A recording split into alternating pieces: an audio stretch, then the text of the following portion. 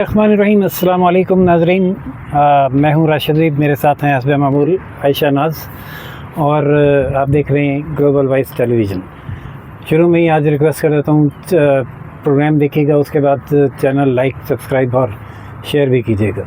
तो रमज़ान में आयशा हमारा ये पहला प्रोग्राम है, तो 5वां रोज़ा मुबारक हो आपको, खैर मुबारक और हमारे नाज़रीन को भी बहुत बहुत मुबारक हो। अल्लाह ताला इबादतें कबूल करे, आमीन। तो नाज़रीन करते हैं बात जो हमने जहाँ पिछली दफ़ा छोड़ी थी, उस वक्त तहरीक चल रही थी पीटीआई की इमरान खान की रिहाई के लिए। वो तहरीक तो नाकाम हो गई कह सकते हैं, बिल्कुल ऐसे ही है। तो क्या वजह है और क्या अब नई ब्रेकिंग क्या है आपके पास? थैंक यू जी। तो अपडेट्स तो यही है कि जो हम सिनेरियो देख रहे हैं इसमें खुल के मुखालफत सामने आ गया है। एक तरफ अलीमीन गंडापुर जो बरमला इजहार करें अपनी नाराज़गी का, अपनी एफ़र्ट का, कि उन्होंने जो एफ़र्ट की 2 साल तक खान साहब की रिहाई के लिए, वो सारी फेल हो गई। दूसरी जानिब अलीमा खान जो हैं वो भी खुल के बोल रही हैं, और वो भी इस तरह पार्टी क़यादत के ऊपर जो इल्ज़ामात लगा रही हैं, ख़ास तौर पे अगर शेर अली मरवत की बात कर ली जाए, अलीमीन गंडापुर की बात कर ली जाए, तो वो भी एक सवालिया निशान बना हुआ है, पूरी पार्टी का सर दर्द बना हुआ है कि इस मामला को कैसे हल किए जाएँ।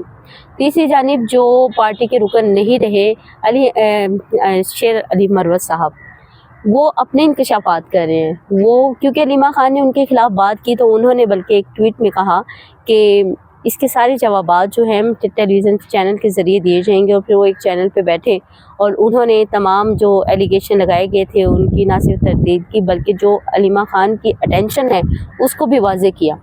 अब हमारे नाज़रीन को पता होगा, अटेंशन यही है कि वो उन्होंने इंकशाफ किया है कि अलीमा खान जो हैं वो पार्टी पे कब्ज़ा करना चाहती हैं, वो उनकी चेयरमैन बनना चाहती थी। वो चाहती नहीं है कि खान साहब बाहर आएँ, वो चाहती नहीं हैं कि जो ये गेम चल रही है वो ख़त्म हो। और इसकी एक वाज़ेह मिसाल जो है वो आपको बताती हूँ कि जब खान साहब की आंख का मामला था, तो मोहसिन नकवी ने भी कहा था कि हमने पार्टी क़यादत से अप्रोच की और उनको कहा आएँ खान साहब को देख लें, अपनी तसल्ली कर लें। तो यहाँ पे फिर अलीमा खान की वजह से कोई भी पार्टी रहनुमा जो है वो खान साहब से रियाला मिलने नहीं जा सका।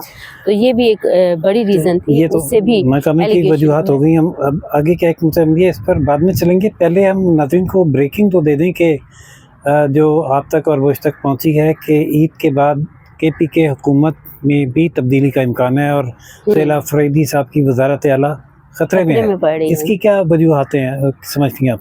आप देखिए ना, कुछ पार्टी रहनुमाओं का ये कहना है कि उनके पास एक बहुत अच्छा मौका था। अगर धड़े बंदियों को ख़त्म करके, तमाम धड़े बंदियाँ जो यहाँ पे ग्रुप्स हैं पीटीआई के, उसको ख़त्म करके अगर सुहेल अफरीदी सबको साथ लेके चलते, कोई हिकमत अमली तय करते, जिस तरह खान साहब ने उन पे एतमाद का इज़हार किया था कि कुछ ना कुछ वो राह निकाल लेंगे, कुछ ना कुछ हो जाएगा, कोई एफ़र्ट उनकी नज़र नहीं आ रही। इवन के उनके 2-3 प्रोटेस्ट हैं जिसमें वो खुद भी आके यहाँ पे खान की रिहाई के लिए प्रोटेस्ट कर चुके हैं, लेकिन उसका अल्टीमेटली कोई रिज़ल्ट सामने नहीं आ रहा। तो अब जमात की तरफ से यही कहा जा रहा है, और ना सिर्फ जमात की तरफ से बल्कि यहाँ पे कुछ रहनुमाओं ने भी कहा था कि वो सुहेल अफरीदी के पीछे बढ़ गए हैं। अच्छा, वो तो पढ़ गए आयशा। मुझे इत्तला ये है ज़राए के मुताबिक, जो उन्होंने अनाउंस किया है यूथ फोर्स, रिहाई फोर्स, इमरान खान रिहाई फोर्स, वो जो है काबिल कबूल नहीं है किसी भी हल्के को। जी हाँ, उन्होंने अब देखें ना, ये इतना बड़ा फैसला था कि उन्होंने कहा था कि पाकिस्तान के हर ज़िले से, हर जगह से यूथ को इकट्ठा करेंगे, और स्पेशली इसी काम के लिए कि खान साहब की रिहाई की मुहिम को चलाया जा सके। तो यहाँ पे पार्टी रहनुमाओं ने बड़ा इख्तलाफ किया। उनका कहना था कि ऐसे मामलात या ऐसी कोई ऐलानात जो हैं पहले पार्लिमानी कमेटी में उठाए जाएँ और उनके कंसेंसस से ये चीज़ें होनी चाहिए। अब सबका यही कहना है कि ये फ़ैसला जो उन्होंने किया है शायद अलीमा खान के कहने पर किया है, और अलीमा खान उनको डायरेक्शन दे रही हैं, वो उस डायरेक्शन पे चल रहे हैं। तो यहाँ पे मामलात हमें बहुत ख़तरनाक नज़र आते हैं। और कुछ दिनों पहले पार्लियामेंट के अंदर ही पीटीआई की जो अपने क़यादत है उनका एक इजलास हुआ था, और उसमें ये तय किया गया था कि जो भी फ़ैसला क़यादत करेगी सिर्फ उसी पे अमल दरामद होगा। सियासी क़यादत ही खान साहब के हवाले से भी और पार्टी में जो फैसले हैं उससे हमेशा याद दिलाऊँ कि जो एक मुनज़्ज़म फोर्स है ना, किसी ज़माने में भुट्टो साहब ने बनाई थी FSF जी, तो वो बहुत बदनाम हुई जी। उसके बाद इस किस्म की कोई भी फोर्स जो है ना, वो कामयाबी कबूल नहीं है। जी जी। और उस पे ये बहुत शदीद तनकीद हुई थी एफएसएफ पे उसकी, क्योंकि जब एक पार्टी को की बैकिंग मिल जाती है नौजवानों को, तो वो फिर यंग एज होती है, वो फिर दायरों में रहने के बजाय, हुदूद में रहने के बजाय वो ज़्यादा लाकानूनी भी करते हैं, अपनी ताकत का मुजाहरा भी करते हैं। और खान साहब जब आए थे और कोरोना के डेज थे, उन्होंने एक मुस्बत काम के लिए फोर्स बनाने का ऐलान किया था, टाइगर फोर्स। उस पर भी बड़ी शदीद तनकीद हुई और जिस पे उनको बैकआउट करना पड़ा था। बिल्कुल। अगर एक खान साहब जो पार्टी के हेड हैं, वो एक पॉजिटिव पर्पस के लिए एक फोर्स नहीं बना सके थे, तो सुहेल अफरीदी साहब को एक ऐसे काम के लिए जो बाई फोर्स हो नहीं सकता, एक फोर्स बनाने की इजाज़त कोई भी, ना सिर्फ उनकी पार्टी बल्कि कोई भी मुक़्तदर हल्के भी नहीं देंगे। और ये हो भी नहीं और सकेगा। अगर वो इसे ऐलान को वापस नहीं लेते तो फिर उन्हें कंटिन्यू नहीं करने दिया जाएगा। हाँ, और मेरा ख़्याल है आप देखिएगा कि कुछ दिनों के बाद ये बयान सामने आ जाएगा और ये फोर्स जो है ये नहीं बन पाएगी, क्योंकि कहा यह जाएगा कि जी पार्टी के ना पार्टी में मशवरा हुआ है, ना मीटिंग में किसी ने इसकी अप्रूवल दी है, तो लिहाजा इस पे बैकफुट पे आ जाएंगे। ये बयान जो है ये भी इनका ज़ाया हो जाएगा।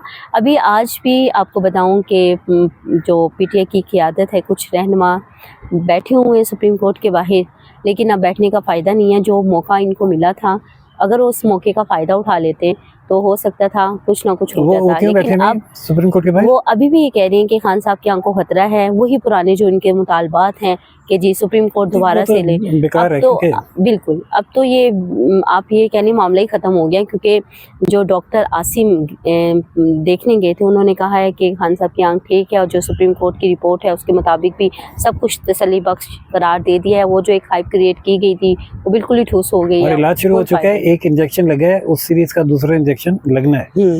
अब दरमियान में तो ये नहीं हो सकता कि इलाज रोक दिया जाए या कोई नया डॉक्टर बीच में इन करके इस इलाज में कोई तब्दीली लाई जाए, जबकि इसके रिजल्ट पॉजिटिव आ रहे हैं रिपोर्ट के मुताबिक। अच्छा सर, मुझे एक बात नहीं समझ आती कि जो धड़ेबंदियां हैं ये अल्टीमेटली नुकसान पहुंचा रही हैं पीटीआई को, इनकी सियासत को, इनके वर्कर्स को कंफ्यूज कर रही हैं और खान साहब की रिहाई को और भी ज़्यादा दूर कर रही हैं। तो हमने जितनी भी ऐसी सिचुएशंस देखी हैं, जितने भी सियासतदान किसी न किसी केस में जेल में जाते हैं, तो कोई ना कोई डील ज़रूर होती है। और डील के हवाले से भी जैसे कि आपको हम कई बार भी बता चुके हैं, ऐसा नहीं है कि खान साहब को डील नहीं पेश की गई, डील पेश की गई, लेकिन कुछ वजूहात की बिना पर खान साहब जो हैं वो मानने से इनकारी हैं। लेकिन अब यही कहा जा रहा है कि जब तक कोई अच्छी डील नहीं की जाती तब तक हो सकता है कि ये मुमकिन ना हो पाए। अब ये देखना है हमने कि ये उनकी क़यादत है, क्या वो दोबारा से मुतहरिक होती है, और कुछ ज़राए का ये भी कहना हो सकता है दोबारा से अलीमीन गंडापुर को वज़ीर आला बना दिया जाए। ये डील क्यों नहीं हो पा रही, इस पर एक मैं इत्तेफाक से वीलॉग मेरी नज़र से गुजरा और बहुत मारूफ वीलॉगर हैं वो, उन्होंने एक एनालिसिस किया। उनका ये जो कह रहे हैं ना कि खान साहब डटे हुए हैं, खान साहब मान नहीं रहे, ऐसा नहीं है। इसकी मिसाल ऐसी है कि जैसे आपकी गाड़ी और फर्ज करें उसकी कीमत जो है वो 30 लाख है, लेकिन आप बज़िद हो जाएं कि मैं तो 1 करोड़ की बेचूंगी। अब उसकी आपको ऑफ़र लग रही हो कि यार 30 की है, आपने इस्तेमाल कर लिया, 25 की दे दो, आपको नहीं। अच्छा कोई आ जाए, मतलब खान को जो ऑफर दी जा रही है वो कम लग रही है, वो कहते हैं दो मोर और कुछ और होनी चाहिए। खान साहब ये कहते हैं कि हमारी शराइत पे हमारे साथ डील करो, तो ये तो पॉसिबल ही नहीं है। ऐसे ही है, और डील में नुकसान भी होता है, ऐसी बात नहीं है। डील होती कुछ दो कुछ लोग है, दोनों पार्टीज का कुछ ना कुछ, और इसमें जो लेना है खान साहब ने वो रिहाई है, बाकी सब देना ही देना है। बिल्कुल ऐसे ही है, खामोशी देनी है, इस हुकूमत को चलने देना है, इस हुकूमत के साथ के रास्ते में रुकावटें खड़ी करनी नहीं करनी, और ये सारी चीज़ें वो तहरीरी तौर पर लिख के देंगे तो उनको रिहाई मिलेगी, और तहरीरी तौर पर वो लिख कर देने को तैयार नहीं है, और तहरीरी तौर पर उन्हें लिख कर देना भी नहीं चाहिए। ये नुकसान एक दफ़ा नवाज शरीफ साहब उठा चुके हैं मुशर्रफ के दौर में। बिल्कुल ऐसे ही है, जब बड़े फ़ख्र से कहते फिरते थे कोई डील है तो सामने लाओ, कोई डील है तो सामने लाओ, और फिर वो आ गई, मुशर्रफ साहब ले आए थे सामने, तो फिर बड़ी सुबकी उठानी पड़ी थी।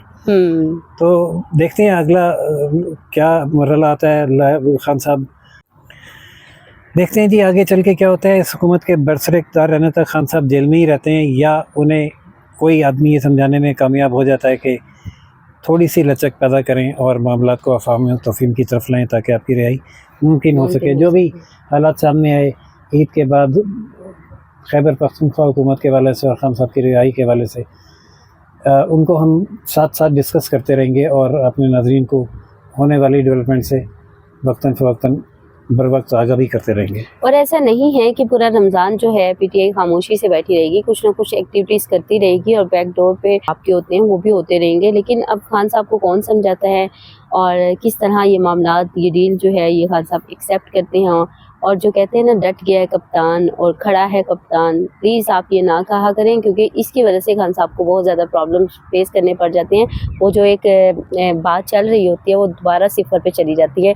तो आपके इस तरह के जो ट्रेंड्स चलते हैं ना ट्विटर पे या फिर सोशल मीडिया पे, वो सिर्फ और सिर्फ खान की रिहाई को दूर करते हैं और उन लोगों को सपोर्ट करते हैं जो खान के नाम पे ना सिर्फ डॉलर कमा रहे हैं बल्कि खान के नाम पे अपनी सियासत भी चमका रहे हैं। सर, आप एग्री करेंगे जी इससे? बिल्कुल, 100% ऐसा ही है। अगर खान साहब को रिहा कराना है तो पीटीआई के जो व्लॉगर्स हैं और यूथ है उन्हें खामोशी इख्तियार करनी पड़ेगी। और यहाँ पे आपको ये भी बता दें, अलीमा खान खान की बहन है, ठीक है, वो चाहती हैं कि वो निकल जाए, लेकिन आपको पता होगा कि हर जगह पे अपने मफादात भी होते हैं। और किसी न किसी हद तक जो अली अमीन गंडापुर कह रहे हैं या शेर अली मरवत कह रहे हैं, वो कहीं ना कहीं दुरुस्त भी साबित हो सकते हैं। तो जो सियासी क़यादत है उस पर आप शक ना करें, उनकी जो एफ़र्ट है वो वाकई खालिसतन है और वो बहुत ज़्यादा तज़ब्ज़ुब का शिकार हैं। वो हर तरह से कोशिश कर चुके हैं, लेकिन कोई ना कोई एक ऐसी फोर्स आ जाती है जो उनकी सारी कोशिश को मलियामीट कर देती है, जिसकी वजह से वो खुद भी बहुत ज़्यादा परेशान है। आयशा, देखते हैं कि खान साहब अब बाहर आते हैं या उनकी पार्टी मजीद इंतशार का और ब्रेक का शिकार होती है। जो अपडेट होगी इंशाल्लाह हम अपने नाज़रीन के साथ शेयर करते रहेंगे। हमें इजाज़त दीजिए। होने को है, नाज़रीन से इजाज़त लेते हैं। जी जी ज़रूर। अल्लाह हाफ़िज़। देखते रहिए ग्लोबल वॉइस टेलीविज़न। इजाज़त दीजिए राशिद और आयशा नाज़ को। अल्लाह हाफ़िज़।